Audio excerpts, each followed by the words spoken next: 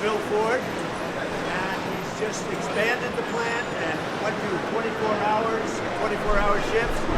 And Jim Farley, you know, everybody knows Jim. He's a legend in the industry. But they're just saying their business is better than ever. They're doing 24 hours, Jim, now, 6 days a round week. the clock. And they do expansions, and they're building more plants in the United States because of tariffs. And Jim said, and Bill very strongly confirmed, they've never seen anything like it. In all of the years that they've been in business, they've never seen what's happening now like it. So it's a great honor. But so this plant, you might talk about it. This plant goes 24 hours around the clock. Before it used to go 3 hours around the clock. No, it will. So we're adding a third shift, and it's going to be running, as the president said, 24 hours, 6 days a week. And that just shows the demand there is for this product, which is the best-selling product, as you all know, in America, and it just gets hotter and hotter. So we have a great relationship with the president and his whole staff. They've been great to work with for us. He personally is incredibly responsive every time we need something or call. We very much appreciate it, and we couldn't be more excited. We're adding market share. We're growing as a company. We're adding jobs, not just here but elsewhere. Times are good for us. And all of the U.S. automakers now are doing great, and before they were having a really hard time. You couldn't. The environmentalists would not have let them survive. So, Mr. President, when you renegotiate USMCA, how is that going to help auto workers like Ford? I don't even think about USMCA. I mean, I want to see Canada and Mexico do well, but the problem is we don't need their product. We don't need cars made in Canada. We don't need cars made in Mexico. We want to make them here, and that's what's happening. Everybody's moving here. From Canada, they're coming here. From Mexico, from Japan, from Germany, from all over the world. They're coming here. They're opening up their plants. Bill is lucky because he's had a lot here, but when he doesn't have it here, he's moving here. They're doing big expansions for it. But they're all doing great. The car industry is exciting, and to be honest with you, Bill, every industry is exciting. Yeah. Just like this. Well, we need to rebuild our industrial base, and that's been a priority for us. And we're adding a combustion vehicle, a combustion truck, affordable one in Tennessee to the president's note. That's what these policies are doing for Ford. We're going to actually expand one of our existing plants and make a different kind of truck there. Tariffs? Yeah. Yes, and the EPA, the relief of the tariffs and the relief I gave them Yeah. from the most ridiculous standards. We had put 3 computers on a car in order to save about this much gasoline from a glass. It was crazy, but very proud of them. And Ford has really been a leader. They've done a great job, but all of them. General Motors is doing really well. Stellantis is doing really well. We're really happy about it. I just wanted to build their product in the USA. So you don't think you're going to renegotiate USMCA? Well, I can. It expires very shortly, and we could have it or not. It wouldn't matter to me. I think they want it. I don't really care about it. So it might go away. So you're talking about getting rid of USMCA and let it sunset? No real advantage to us. It's irrelevant to me. Canada would love it. Canada wants it. They need it.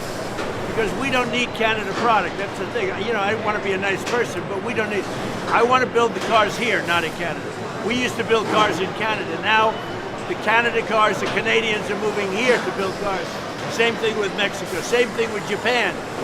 Japan's paid us billions and billions of dollars for the privilege of making cars here and selling cars. What about the raw auto materials? manufacturing that you would like to see coming to the United States, or are you satisfied with the level where it's at right now? Quality is unbelievable.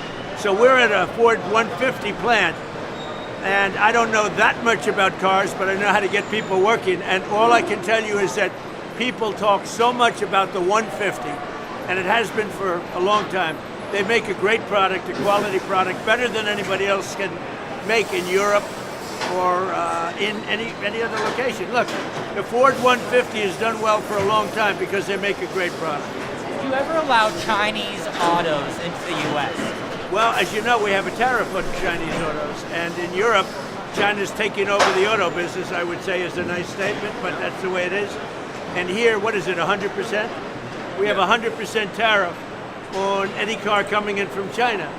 So that makes them able to do very nicely against China. Mr. President, what Right? about the Pretty good, right? Who would have thought that was going to happen, right?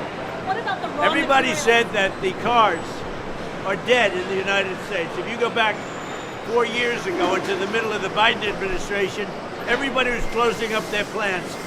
Now we have more plants being built in our country than at any time in history. Nobody's ever seen anything like it. And it's the election, November 5th, and it's other things, but it's also, I think, maybe the biggest part, the election, because I'm the tariff person. And everybody now admits that I was right on tariffs. And I hope that we win the Supreme Court case. Mr. President, what about the raw materials coming in from countries like Canada?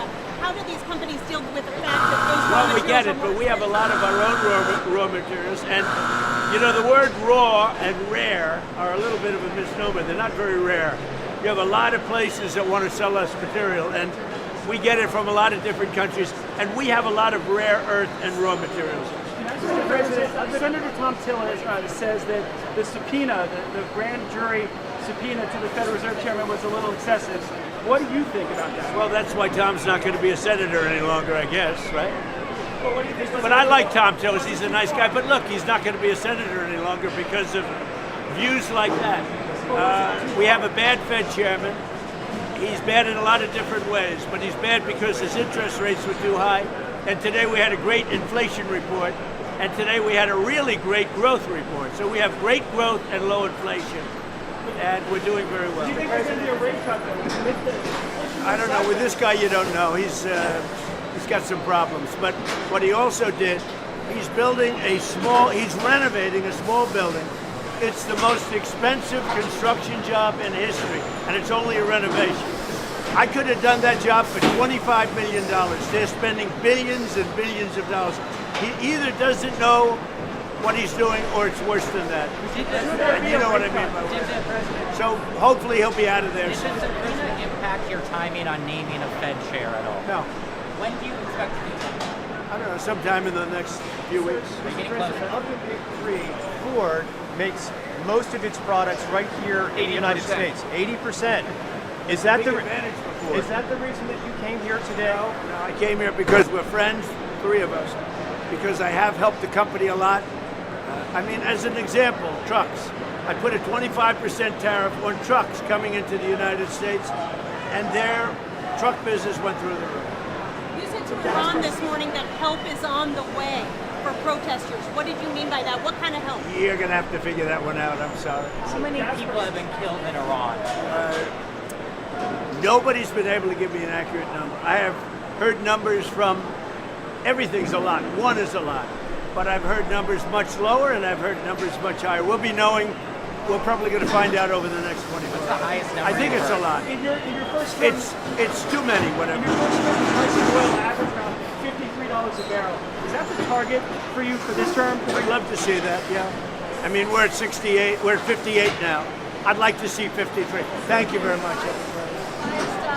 U.S. allies in Tehran to evacuate from Iran? I would say it's a good idea if U.S. people evacuated. Yeah, U.S. allies. I would say they could. It's not a bad idea if they got out. Have you asked them to? I think they should get out.